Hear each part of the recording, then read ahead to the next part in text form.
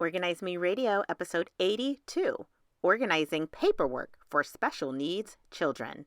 I'm Naeemah Ford-Goldson.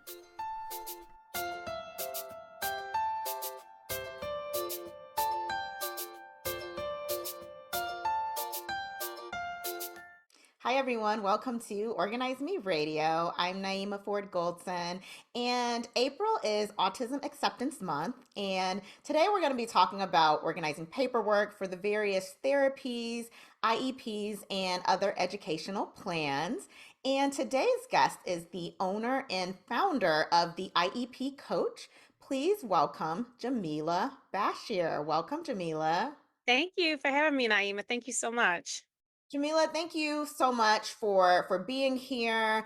I'm really excited to speak with you because you are an advocate as well for people with special needs. And I have a son he's 9 years old and he is on the autism spectrum. So I feel like I'm going to learn so much from you today. But I would love to know what inspired you to become an advocate for families with special needs. Sure.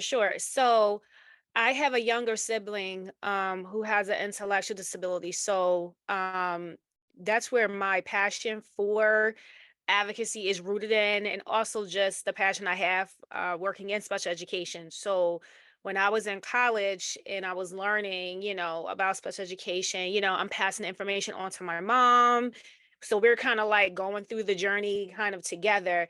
And ultimately, I wanted to make sure that my sister was supported in the best way possible because as I, have gone through my career, I know how children of color can fall through the cracks. I know how children of color can be overrepresented in certain classifications.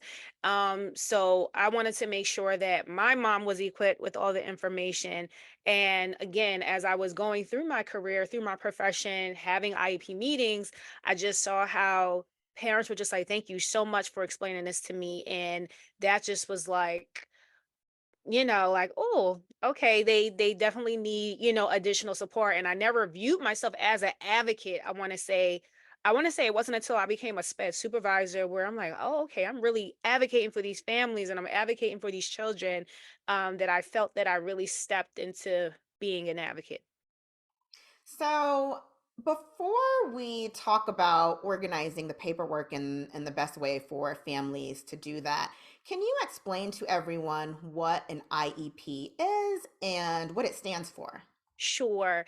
An IEP, that stands for Individualized Education Plan. Some states say Individualized Education Program.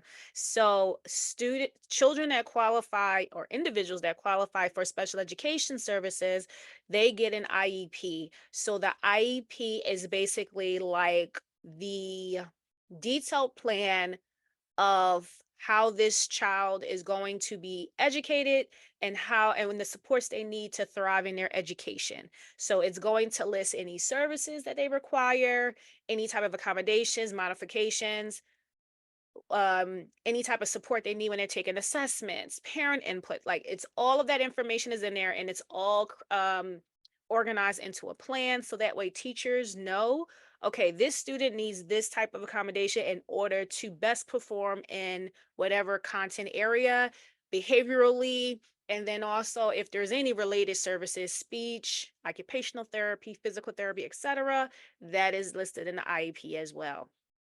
So let me tell you, when we first got my son's IEP, because he started with a pre-K program. He was 3 years old when he started in the public school system, and they would talk about IEPs and things like that, and I was so confused. Like I had no idea what was going on.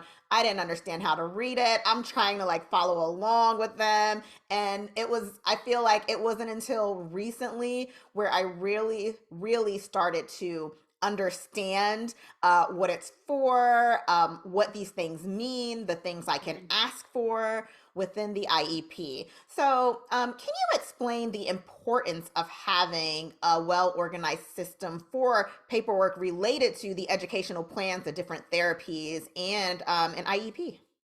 Sure. I want to say organization is like key. I want to say. Because special education can be such a complex thing. It can, because there's so many terms, and there's so many dates you have to keep up with. So you definitely have to have a system of organization for yourself. So whatever works for you, definitely do that. But ultimately, you definitely need to organize it, because again, there's so many dates to keep up with. So you do need to organize things according to, when is this IEP meeting coming up? When will the next reevaluation meeting occur? When will progress reports come out? And then you also want to have a system that organizes your paperwork, where it's like, okay, here are progress reports, and my progress reports are divided amongst the quarters in the school year.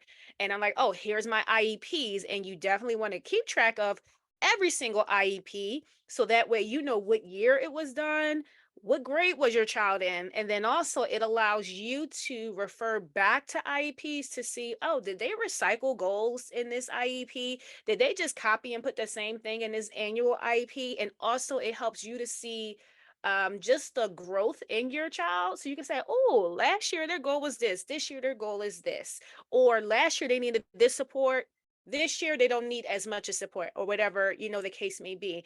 But that is definitely how you have to organize yourself, because there's so many dates to keep up with. And the documents, it's a lot of them. It's a lot. Like, you get procedural safeguards, and you may be like, well, what is that? You, as a parent, you definitely want to hold on to your procedural safeguards, because that document basically explains to parents what their rights are, what resources are available to them if they need support in the county that the school is in. So that document literally is all for you parents, what you need to do, what your rights are, etc. So you definitely want to make sure that is in a place that you can easily access, so that way if you do have questions you can review it. And then I always will tell parents, like, make a binder, put your kids IEPs in it, have tabs that have the school year and the grade your child was in. So that way you can keep track of everything, and always get a physical copy of your child's IEP, so you can keep track of that. Same thing with their progress reports. You want to keep track of that as well, because you want to see, is my child progressing? Is this the same data from last quarter? You want to keep track of that information, and you have dates to keep up with. IEP meeting dates, reevaluation dates. So you also want to put these on your calendar and add reminders to it, so that way you don't forget. So I love how you mentioned to keep all your IEPs so you can look back through and see the progress and make sure that they're not like recycling the goals, and making sure that, the teachers and educators are putting in the time to making sure your kid has all the accommodations that they need. I never thought to do that, but I do have my son's IEPs, just because we go through Katie Beckett, which is a whole nother thing. But we do that. So I have those. But I think that I myself can even organize it a little bit better to make sure I have them by the year when they happened and all of that. Mhm. So I love that. What are some common challenges parents of special needs students face when it comes to managing the paperwork for their children's education and different therapies? I would just say definitely is organization. Like, I think for some parents, it's just the hustle and bustle. I'm going to work, I'm taking care of my family, I'm doing what I need to do. And it's like, okay, I have this meeting, but like sometimes it's like, I had to remind parents there's something you need to do after that meeting. There may be a follow-up, something else you have to do. And it's, I want to say the paperwork is a beast. It is. I'm not even gonna downplay it. It is a beast. And it can be very intimidating for parents, because you can see the overwhelm just come over your face. And it's just like, wait, it's okay. It's okay. And I do the best that I can to just tell them to like break it down in as simplified terms as possible. This is the part of the IEP you need to go to if you want to know this. This is the section you need to go to if you want to know this. So even dividing the IEP into sections with tabs, or if you want to use post-it notes and mark what that is, that can even, I want to say, take overwhelm off of a parent, because it's like, okay, at least I know how I can read this document. Then I think the biggest thing for parents is just keeping up with it, because a lot of times it's like, oh, okay, it's like, how you have mail. Okay, okay, I'm gonna put that over there, and you may be like, oh shoot, like, where is that IEP, where's that last IEP? And the reason you always want to have your children's special education paperwork organized and together is because you never know what will happen at the school. Something can come up, and it's like, well, do you have last year's IEP? You know what I mean? It may be a an additional support outside of school you want to have for your child, and they may want a copy of the old IEP or something, and you have it. So you always want to keep those documents readily available and organized. So think of it as like, how you keep your social security card and your birth certificate in a special place, is on lock and key. You don't got to put the IEPs on lock and key, but you know how um you take time to make sure that is secure, that information is secure. You want to do the same thing with your child's special education paperwork. You want to make sure you always know where it is, it's readily available, and that is organized. I want to say that is the biggest thing I see with parents, like just understanding like these are legal documents. Give it the same care you give your birth certificate, social security card, or even insurance policies. I feel like that puts it into perspective when you say that we need to handle it with care, just like we would handle the birth certificates or social security cards or any other important document. Mhm. But that really goes to show that IEPs are really important for the education of our children that have special needs. And then, do you think that being organized can positively impact a child's educational journey, like throughout, elementary, middle, high, and even in secondary education? I'll say absolutely, because I feel like if you're not organized, you're working in chaos. And that's just me. But being a special education teacher, then being a supervisor, I thrive on things being organized. I have to be organized. My work has to be organized. I have to be organized with my team. If I'm not, it's chaos. People don't know what they have to do. They don't know what's coming up. They don't know what's expected of them. And it's chaos. And then you get so many people coming at you. Oh, Jamilah, Jamilah, Jamilah, Jamilah. You know what I mean? Because you're not organized, you didn't give this your team or whoever the information that they need. So it's like, it's pure chaos. And can you imagine being in a classroom? You have autistic students, you have general education students, you have all types of students in that classroom, and you're not organized. Can you imagine what that does for kids? They don't No. know, okay, well, what are we doing today?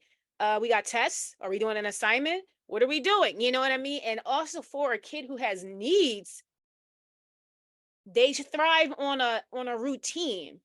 So it's like you have to be organized, and you can't keep doing, I want to say, new things every day. No, they need a routine because they will follow the routine, and you got to be consistent with it. So it definitely affects um the success of students, and then even secondary.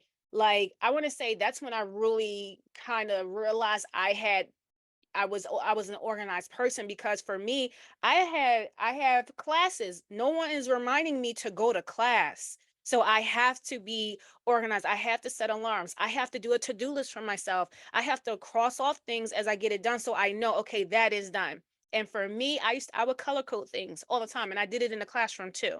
Because that also helps students, and it also would help the parents, because like if we were doing an assignment, I was an English teacher, so the paragraphs, I broke them down into colors. It was like yellow, pink, and blue. So today we're focusing on our introduction. That's on the yellow paper. We're highlighting things in yellow, so we know that information is going to go on our yellow paper, because that's the body paragraph one. So if they have to finish it for homework and I put yellow, parents know, oh, it's this yellow paper that my child needs to finish. So it not only helps students, but it helps the parents too. So, for parents who feel overwhelmed, because this is a very overwhelming experience having a child who has special needs and trying to figure everything out and trying to advocate for them. So for those parents who feel overwhelmed with, the paperwork involved in advocating for their child's educational needs, what advice would you give them? I would definitely say tap into your community, because I think sometimes also parents feel like they are alone and they have to go at this alone, and they don't. There are so many parent groups on Facebook, also just parents and your school community, and then also reaching out to your child's IEP team, the case manager. You know what I mean? Sometimes, like, we don't know what the parent may need unless they tell us. You know what I mean? Because we have so many students, it's not like we can say, "Oh, Naeemah, da da da da da da da." You know what I mean? Because we don't know unless you say something. So, like, there have been times where a parent would ask me, "Is it all right if you da da da da da?" Or I have this question. I'm like, "Oh, thank you so much for telling me that. I would never have known you needed this. You needed my support in that way." So I think definitely tapping into their community and, like, just networking with other parents, like, and start at your child's school. It could be parents in any type of extracurricular activities your child is in. Definitely reach in, because it's like you wouldn't believe how so many other parents will be in the same have similar experience as you, and they may be doing something, you're like, "Oh, I haven't tried that. Let me try that." And like I said, there's so many parent groups on Facebook. Like, there are so many where they share resources. And that's the whole point of the group, is to share resources, share advice on, what is working. And then something that I stress to parents is, just because two students have the same classification, it doesn't mean they'll have the same needs. So what your child needs is not going to be the same thing as someone else's child, even though you both of your children may have autism. It's a reason. I mean, it's a spectrum, so everybody is different. Even someone who has a learning disability or emotional disability, no two kids have the same exact needs. So understand that. And I think sometimes that is hard for some parents, because sometimes they will request things in a meeting. I'm like, your child does not need that. And they may say, well, so and so. I'm like, they need that. Their needs warrant this particular service. Your kid does not present those needs. So sometimes even um, being able to differentiate between that for parents is difficult. Um, but definitely tapping into community and network. So, since we're talking about parents and everything, I'm wondering if um, being organized, knowing what's going on, being a better advocate, do you find that to be empowering for parents who have special needs children? Do you feel like they operate differently? I feel like it gives them a sense of relief a little bit, because it's just like, okay, I can think clearly. I know this is when this is. I know this is where I go to if I need help. I know these are the documents I know these are the documents. I know how to read these documents now. I want to say organization brings a sense of calmness to a situation, because it's not chaotic. It's not you're not wondering what's coming next. You're not wondering, you don't have to think about, well, how is this going to go, or what. You know how it's going to go. This is the format. You're organized. You have everything that you need. You have everything in its place. It's like when you go to, like, you know how you clean up a room after your kid has been playing. If you don't clean up, it looks chaotic. Nothing is where it's supposed to be. And then it's like, wait a second, I have to reset this room. Because if you don't reset the room, it's just pure chaos. So organization does bring a sense of, I want to say, calmness to a situation, and clarity, because it's like, okay, I can think clearly. Everything is where it's supposed to be. And then I want to say that can help a parent to really um ask and question what they really have questions about, versus, oh, where is this and where is that, and how do you do this and how do you do that. Whereas if they're organized, it's like, okay, I have the clarity to really focus on what I really don't know, and I can ask questions about that. Or if I need support with something, I can speak to that, versus you're focusing on organizational things. Do you think it plays a role in fostering effective communication between parents and educators and the therapists and other support staff? Absolutely. Naeemah. Absolutely. Because again, an IEP team, depending on your child's needs, you may have multiple people you have to speak with or you need to keep in contact with. And being organized definitely will help you with that because it's like, okay, I remember when I was in a classroom, like seventh grade was like a transition because that's when it was like really starting middle school. And parents will constantly email me or call me. I'm like, so I started, and the reason I was just like, wait, I'm not your child's teacher. I am the case manager. I'm not your child's teacher. I'm not your child's teacher. So what I started to do for my caseload was before the school year started, introduce myself. Here's a little brief little letter about seventh grade and what the expectations are. Here are the contact information for your child's IEP team. So they can see, oh, I'm the case manager. You want to speak to a teacher for English or for here are those people. So like me being organized in that way helped parents to understand like, oh, okay, there's multiple teachers, there's multiple people I need to contact if I have questions or if I need to inquire about a service or about my child's education. It's not just all the case manager. So being organized definitely plays a role in fostering I want to say healthy relationships between parents, school related service providers. So, what about technology? How can technology or digital tools assist parents in managing and organizing the different paperwork related to their child's care? D- um, I mean, I love Google everything. When I tell you it's just like a lifesaver, the fact that you can schedule emails, you can, use the calendar, add reminders for yourself. You can like literally I tell people if it's not on the calendar, it's not real. That's how I operate now. But just I want to say even if I didn't have technology, I would have drowned too. Like it would have been made my job much harder. Utilizing technology, utilizing apps have helped me to be able to remain organized. Using Google everything, like literally Google Docs, Google Sheets. The fact that I don't have to physically save it, it automatically saves it for me. Oh my gosh, that saves so much time. When I am sending information home to parents, I was an emotional support teacher, so I often had to share behavior rubrics, weekly behavior rubrics. I use Google Sheets, and it was so easy for me to just share that with the parent via the email and not have to physically copy things. And then also, it made things more confidential for me because, okay, the student can lose this paper. The parent's not going to know how their week went or anything. And I'm just like, if I'm able to do it electronically utilizing technology, okay, this makes it more confidential for the parent and for the student.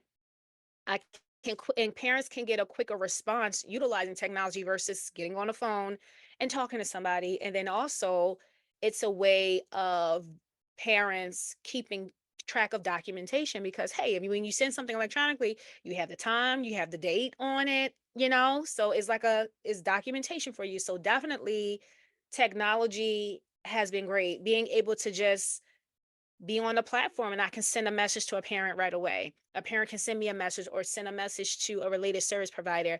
It definitely makes, I feel like, the life of the parent and the job of the IEP team much easier.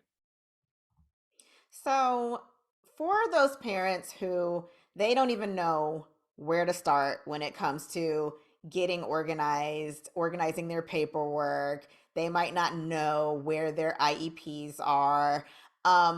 What is your suggestion? Do you have like one or two tips for them to get it together? Like, how should they start the process of getting organized with their paperwork?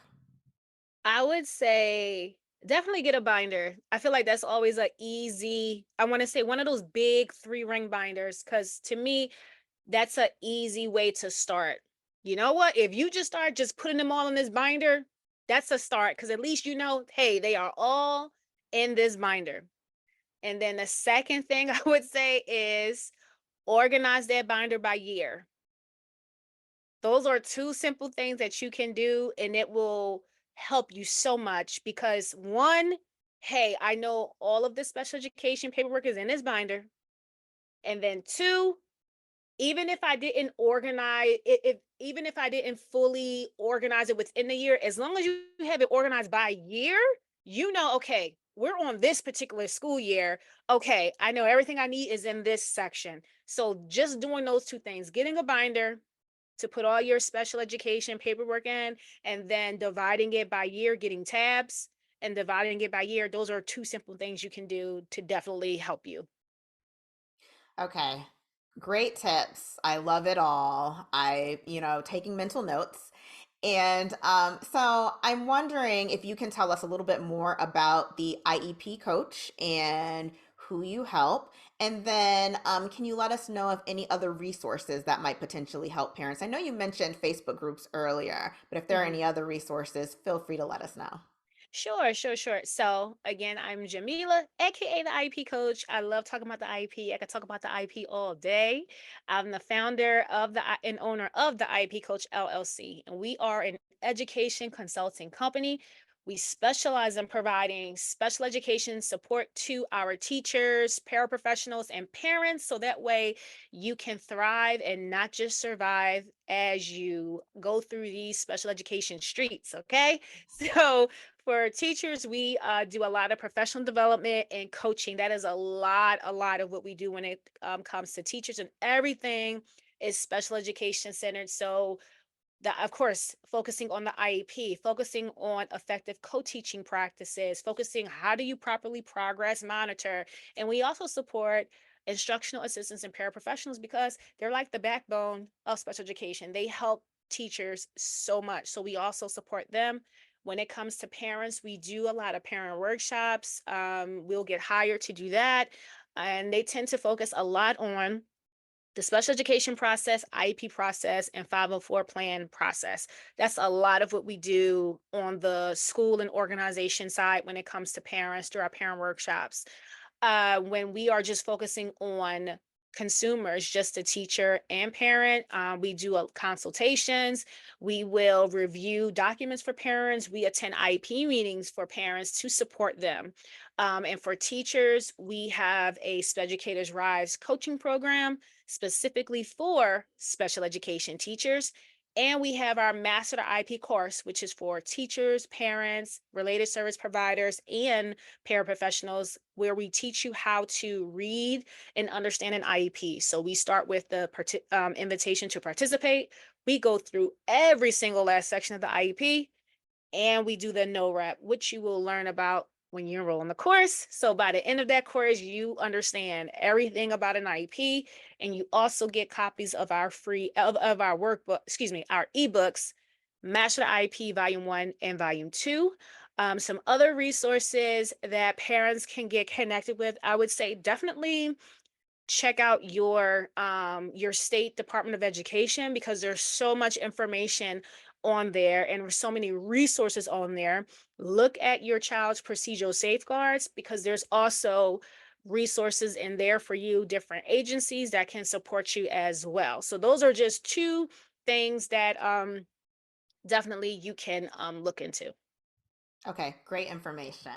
Okay, so one of the favorite questions that I ask everyone who comes on Organize Me Radio is, what are some of your favorite organizing products or productivity tools?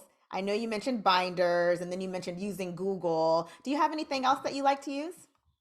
What else do I like to use to keep me organized? I love Notion. Notion is another app that I like to use because it's used to me, it's user friendly, and it allows me to keep things organized when I'm working with different clients. So I love Notion. Um, anything else that keeps me organized. I use notes on my phone. Literally, I have everything is in my notes. I don't know what I would do without my notes app on my phone, because it literally keeps me organized. I'm able to pin things to the top things that I really need to focus on. Um, of course, Google, like I said. And what else do I use for organization? Oh, I use Calendly when it comes to scheduling things with my clients, because that just makes things so easy. I'm able to send reminders. And it's just automatic. I don't have to just go and do it. So those are just like, I want to say, some of the top three things that I really, really utilize to keep me organized. Okay, And of great. course, putting things on a calendar. Yeah, that's some great information, great tips, great items and apps and everything. So I love it. Now, I'd also love to know, what is your greatest professional achievement? Wow, where can I begin? Okay, I have to say my greatest professional achievement, it has to be, because there's a couple, but they all boil down to when a student has mastered something that we have been working on, and we may have been working on it for months, but when it finally clicks for them, I can't really describe that feeling, because like sometimes it's like you almost get emotional, because it's like, oh my gosh, they finally, they got it. And then I want to say, when we are able to advocate for parents, and it's like we literally have lifted a huge burden off of them, that I can't describe that feeling either, because it's like I love to help people, and the fact that I can help you by supporting you with something that I am an expert in, and I can support you with it, so that way this isn't a confusing thing for you, and I can explain it to you in simplified terms for you, and to see the level of frustration come off of your face. And like I can just feel the frustration come off of you, and that sense of relief that you have, that is such an accomplishment. I love that. I love it. Jamilah, thank you so much for being on and educating us and helping us learn more about organizing our IEPs and other paperwork. Can you tell everyone how they can find out more information about you and about the IEP Coach? Sure, you can go to our website, www.theipcoachllc.com. That is our website, and it connects you to all of our social media. And we are pretty consistent across all of our social media. We are at the IEP Coach LLC, TikTok, Facebook, Instagram. Those are the main things that we're on. We post Monday through Friday, so you can follow us. And like I said, if you go to the website, it will connect you to our social media, because we have the icons at the top right corner. So yes, that's where you can find us. Jamilah, thank you so much for joining us today. Thank you. Thank you. Thank you all for joining us. Be sure to tune in next time for an all new episode.